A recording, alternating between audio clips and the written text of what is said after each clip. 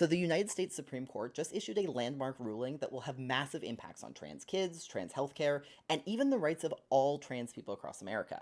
And I get that there are a lot of Supreme Court cases out there, but you'll want to pay attention to this one. In the case of the US versus Skrmetti, the court ruled to uphold a Tennessee law that restricts doctors from providing medical care like puberty blockers and hormones to trans youth, functionally a ban on gender-affirming medical care for minors. Basically, the plaintiffs opposed to the law argued that the law discriminated against trans kids on the basis of sex because it allowed for doctors to still prescribe these medications and treatments to cis kids, but not trans kids. In a 6-3 ruling, the court decided against that.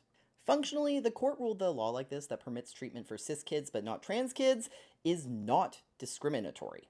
Chief Justice John Roberts delivered the ruling, arguing that the law, quote, doesn't exclude any individual from medical treatment on the basis of transgender status, but rather it removes diagnoses like gender dysphoria from the range of treatable conditions. Now, all three liberal justices dissented, with Justice Sonia Sotomayor arguing that the law specifically discriminates against trans youth. In the official dissent, she wrote, quote, by retreating from meaningful judicial review, exactly where it matters most, the court abandons transgender children and their families to political whims.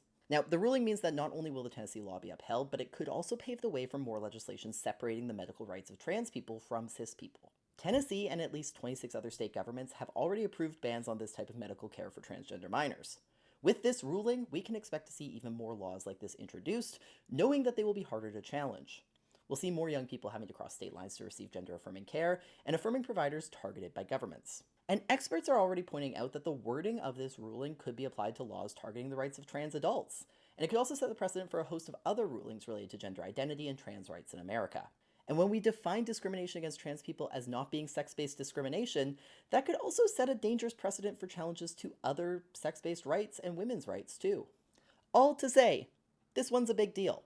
And it comes at a moment when Donald Trump's administration is continuing to attack trans and broader LGBTQ2S+ rights through attempts to define biological sex, travel restrictions, and most recently cutting off access to a dedicated LGBTQ2S+ supportive hotline on the very same day that this ruling came down. And don't forget that 3 of the 6 justices who just ruled in favor of the Tennessee law were appointed by Trump. So don't expect this to be the last ruling in this direction.